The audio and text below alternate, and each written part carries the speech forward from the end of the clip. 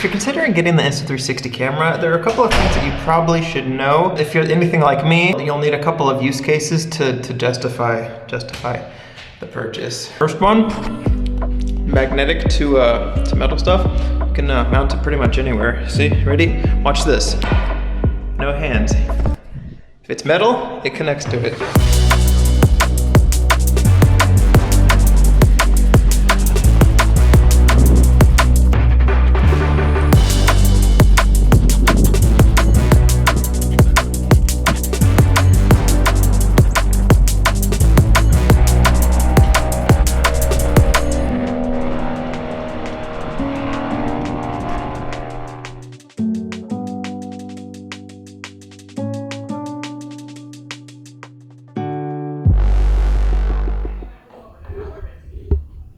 Every camera has its strengths and its weaknesses, and typically those strengths and weaknesses are set or defined by two things: price point and size. Typically, if it's more expensive, it comes with more features. It's bigger, then typically features are a good example would be the Insta360 One RS versus the Insta360 Go 3. This camera is small and it's modular, and it's great for a lot of reasons. Like, you can do 360 stuff, or you can have the 4K mod.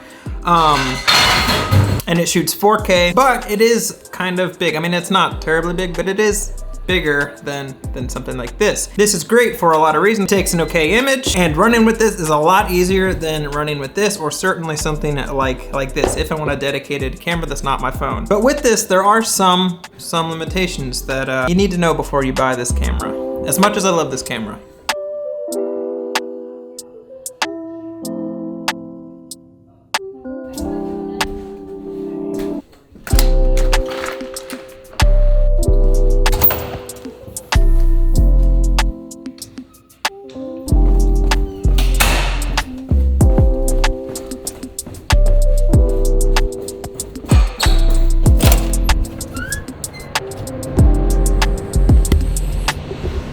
Somebody lost a shirt.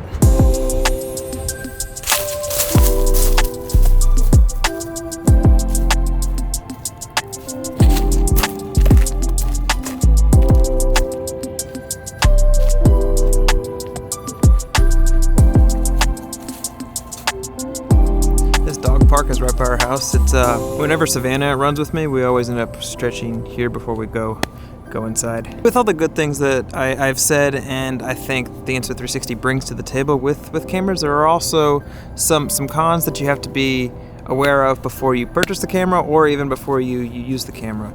I have those cons in this book right here. One of the biggest gripes that I have is all of my vlogs are in 4K, and the Insta360 Go 3 only shoots in 2K, meaning that I have to sample or scale up all of the footage, and that's okay. But if I ever want to zoom in or anything else that I do with this camera, I have to be careful not to do it too much or try to push the footage too much, because then it looks really bad really quick. Another thing that's not necessarily a huge issue for me, just because I have my camera set up a specific way, but it does only shoot like 45 minutes continuously. If you use the entire battery up, then you have to recharge the camera again. But I will say I've kind of fixed that by enabling quick capture on the Go 3, which it took like 2 seconds to do, and that has fixed the issue. But when I first got the camera, that was a huge issue. A lot of runners around here. And the last thing would be you can't upgrade the audio. Like, there's no Bluetooth way to connect the audio. There's no actual headphone jack to get better audio. Like, whatever the onboard microphones pick up is pretty much what you're gonna get, unless you have an external thing, which at that point you might as well just carry a camera around like this. But with all of those gripes, I still love that camera, and I still recommend it to people all the time. And that's for one reason. If you're looking at something that's small and compact and you need that, and that's the top of that priority list, there's no other camera on the market that can beat that camera. Even the new Osmo from DJI is still much bigger compared to the Go 3. So with that, I think whenever you're looking for cameras, you have to weigh the pros and the cons and look at what your specific need is and best fit your gear around that specific need or shooter or whatever. Hopefully that makes sense. This morning, I woke up, it was 30-something degrees. Now it's getting kind of warm. And we're walking to our session tonight. Not driving, which I'm pretty excited about.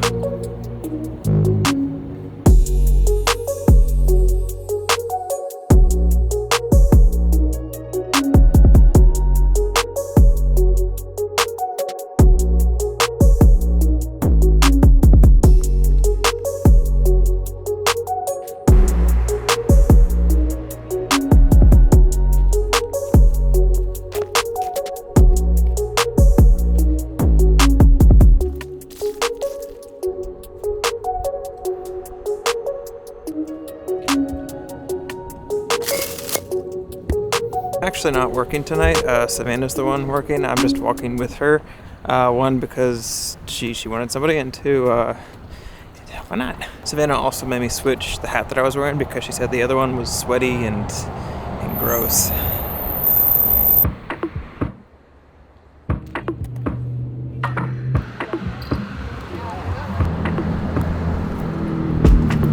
Well, we're here where Savannah said she would meet them.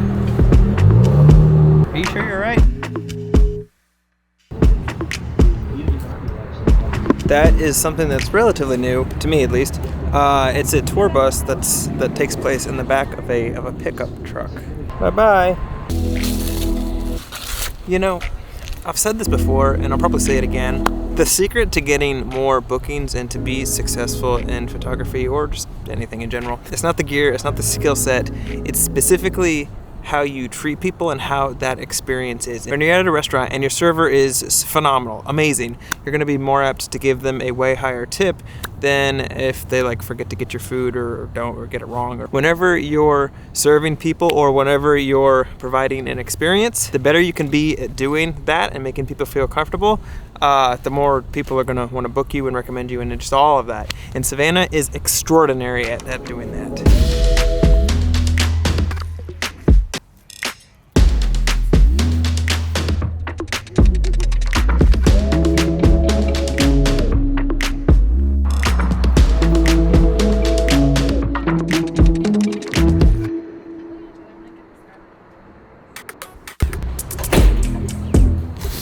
How was the session? Good. Very good. This is their apartment. This isn't our apartment. They wanted to do it on the rooftop.